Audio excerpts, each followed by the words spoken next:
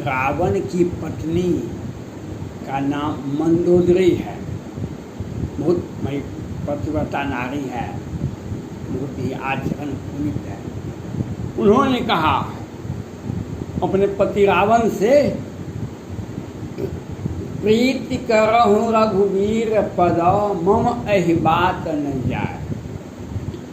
मंदोदरी ने अपने पति रावण से कहा, प्रीति करहु रघुवीर पद मम एहि बात न जाय।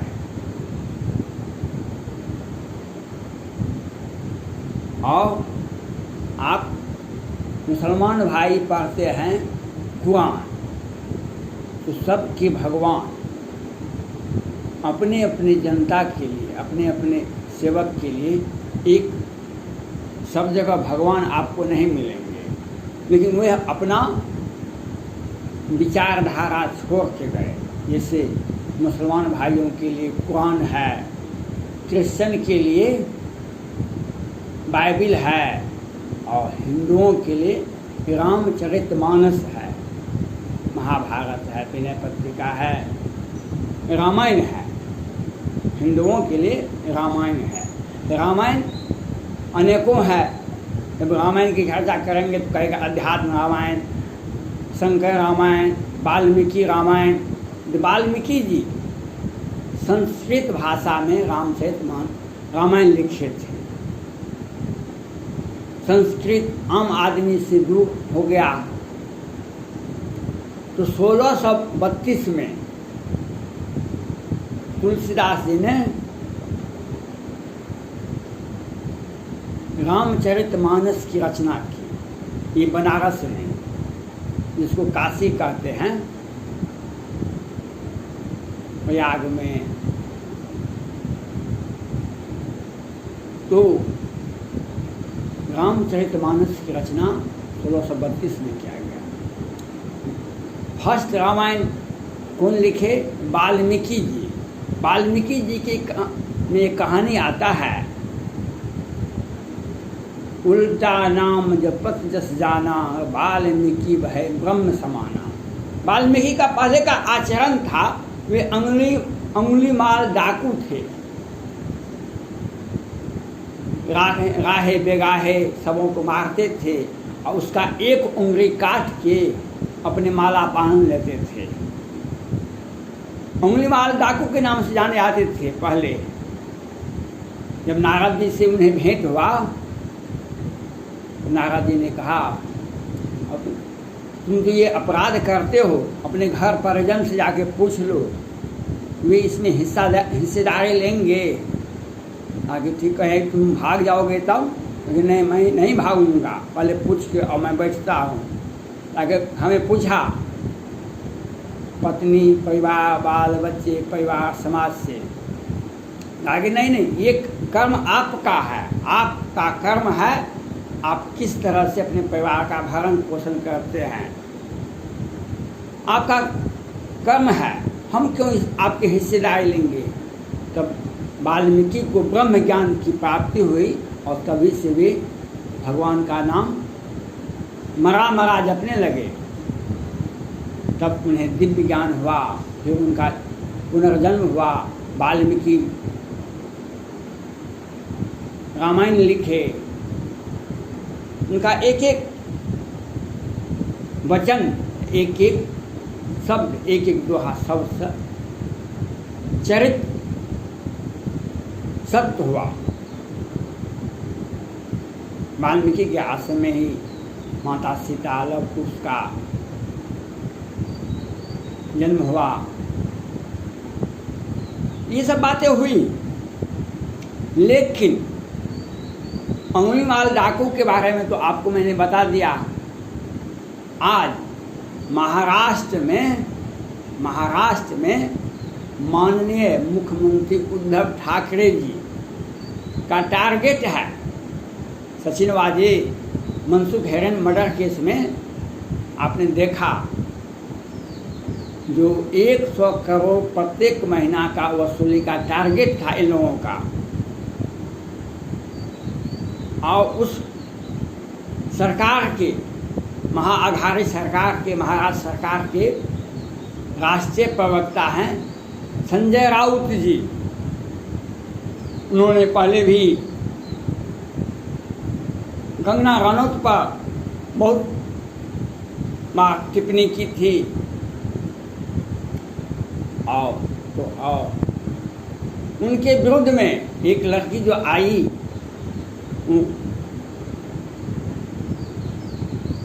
उसके विरुद्ध उसको तंग और तबाह करते गया, और वो बेचारी लड़की 3 बार महाराष्ट्र हाईकोर्ट गई, लेकिन माननीय मुख्यमंत्री उद्धव ठाकरे जी उस महिला को जेल में भिजवा करके ही, क्योंकि वहाँ संजय राउत के विरुद्ध में उनका जो व्यक्तिगत हरकत था, नारी प्रताड़ना, गलत आचरण से उससे प्रभावित जो कर रहा था, उसके विरुद्ध में वह कई एक बार हाईकोर्ट गए, महाराष्ट्र हाईकोर्ट, और माननीय मुख्यमंत्री उद्धव ठाकरे जी उस बेचारी को, उस महिला को, लड़की को जेल में भिजवा दी गई। एक सब मुकदमे, झूठे मुकदमे, तो महाराष्ट्र झूठे मुकदमे का अड्डा है। और माननीय मुख्यमंत्री उद्धव ठाकरे जी के पुत्र आदित्य ठाकरे ने तो वीडियो वायरल करके कई एक बार कहा, एक बार नहीं, हाँ दिशा सालियान की मैंने हत्या किया, सुशांत सिंह राजपूत का हाँ हत्या किया, तुम क्या करोगे?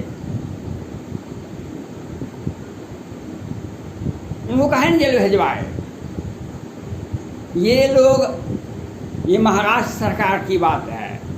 महाराष्ट्र सरकार और वेब सीरीज,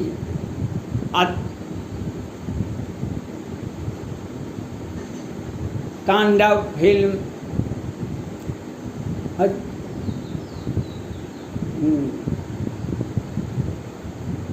रामेश्वरम सेतु सत्य है या असत्य, और पृथ्वीराज और पद्मावती, ये फिल्म उद्योग वाले फिल्म बनाते हैं जिससे हिंदुओं का, हिंदू धर्म का, हिंदुओं का संस्कृति का विनाश हो।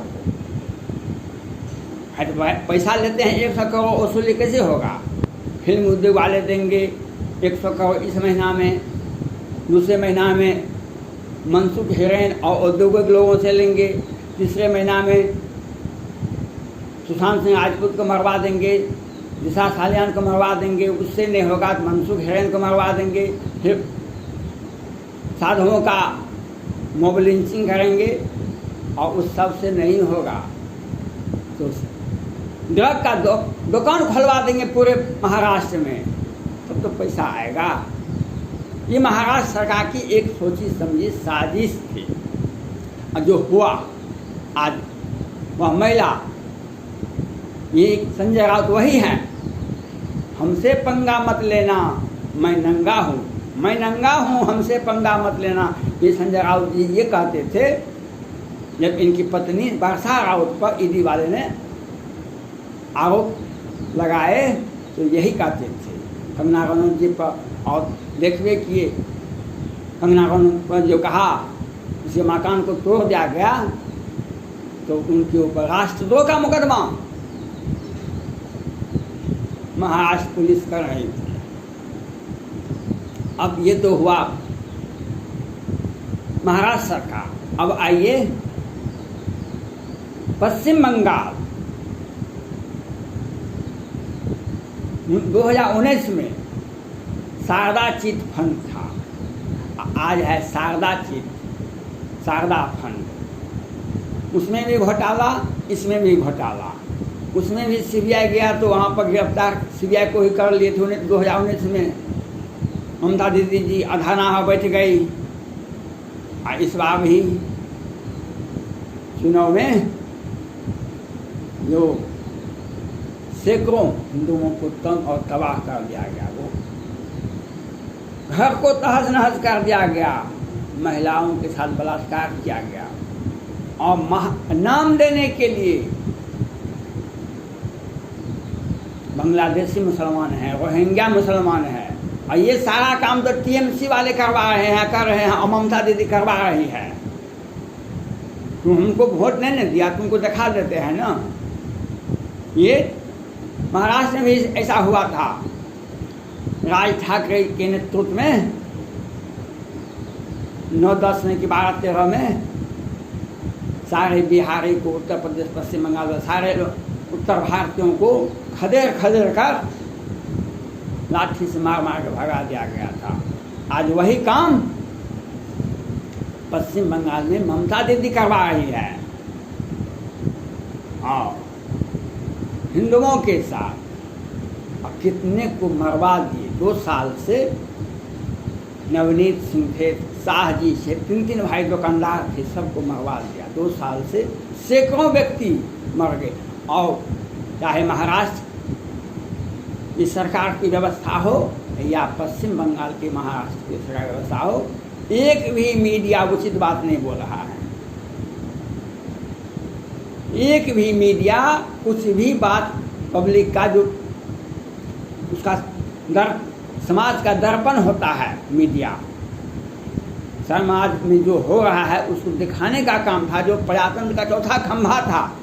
लेकिन वहाँ की राज्य सरकार के पैसे पर ये लोग अपना पेट पालते हैं। आपने देखा सुशांत सिंह राजपूत के केस में रिया चक्रवर्ती जी का, राजदीप जी देसाई प्रथम पत्रकार थे, सबसे बड़े पत्रकार कहलाते हैं, वे इंटरव्यू लेते रिया चक्रवर्ती, क्योंकि उसके पास 15-16 करोड़ टका था, ड्रग का पैसा था, सुशांत सिंह राजपूत का पैसा था, और फिल्म उद्योग वाले जो मारने के लिए दिए थे रिया चक्रवर्ती को, वो सारे पैसे थे। उस पैसे के लिए राजदीप जी देसाई उसका रिया चक्रवर्ती जी का इंटरव्यू लेते हैं। अब आइए बिहार सरकार सुशासन की सरकार है, नीतीश कुमार हैं। 2019 में आपने देखा मुजफ्फरपुर में सैकड़ों बच्चे मर गए, और मुजफ्फरपुर में ही बालिका गृहकांड हुआ था, जो सुप्रीम कोर्ट, किसी भी मीडिया में, बिहार के किसी भी मीडिया में मुँह तक भी नहीं आई थी। लेकिन सुप्रीम कोर्ट को कैसे नहीं मालूम हो गया, उस वक्त 11 बच्ची की हत्या हुई थी, 34 के साथ बलात्कार किया गया था, और सुप्रीम कोर्ट ने संज्ञान लिया, और सुप्रीम कोर्ट के तत्कालीन मुख्य न्यायाधीश जब बदल गए तो जांच करने का जो आदेश दिए थे वह जांच भी होगा, निर्णय भी हो गया, और बिहार सरकार का बल्ले बल्ले हो गया, तो मामले को ठंडा अवस्था में रख दिए। अब क्या हुआ, कोरोना महामारी हुआ 2020 में, 2021 में तो नरसंहार हुआ मधुबनी के बेनीपट्टी मोहम्मदपुर में 5 राजपूत का, सुरेंद्र सिंह के परिवार के 3 बेटों का हत्या होता है, और 2 उनके पड़ोसी का होता है, 5 आदमी का हत्या होता है, और एक व्यक्ति आज भी जीवन और मौत से हॉस्पिटल में भर्ती हैं। ये सैनिक परिवार है, बीएसएफ का परिवार था पूरा का पूरा, और सारे मीडिया बंद। 1 सप्ताह तक मीडिया में कहीं भी कुछ भी नहीं निकला, और जो आदमी ने हत्या किया वह नवीन झा, परवीन झा को पहले ही हत्या के मामले में, शराब के मामले में जेल जा चुका है, लेकिन बिहार सरकार के सौजन्य से सोची समझी साजिश के तहत उसको जमानत मिल जाता है। और सुरेंद्र सिंह का एक पुत्र को, संजय सिंह को, हरिजन एक्ट में फंसा के जेल भेज दिया जाता है। दिन के उजाले में 12 बजे से 3 बजे के बीच में हत्या होती है, पुलिस नहीं आती है, बिहार सरकार कहती है सुशासन की सरकार है, हम सीआईडी जांच करवाते हैं। अब पटना हाई कोर्ट बार बार इनसे पूछता है कि कोरोना महामारी में कितने लोग मरे हैं नीतीश कुमार जी। ये कहते हैं कभी 6 आदमी मरा, कोई कभी कहते हैं 15 आदमी मरा, कभी कहते हैं हम नहीं बताएंगे कितना मरा है, हम नहीं बताएंगे क्यों मरा है, कितनों क्यों कैसे मरा है, हम नहीं बताएंगे, हमारा ये केंद्र सरकार का अधिकार में आता है पोर्टल। अब नीतीश कुमार जी अब आपको बताना पड़ेगा। और हम पटना हाई कोर्ट के मुख्य न्यायाधीश से अपील कर रहा हूँ, मंगल पांडे स्वास्थ्य मंत्री और नीतीश कुमार पर प्राथमिकी दर्ज किया जाए। इन्होंने कोरोना महामारी से पैसा लूट करने के लिए, वेंटिलेटर घोटाला के लिए सारे नागरिकों को बर्बाद किया है। धन्यवाद।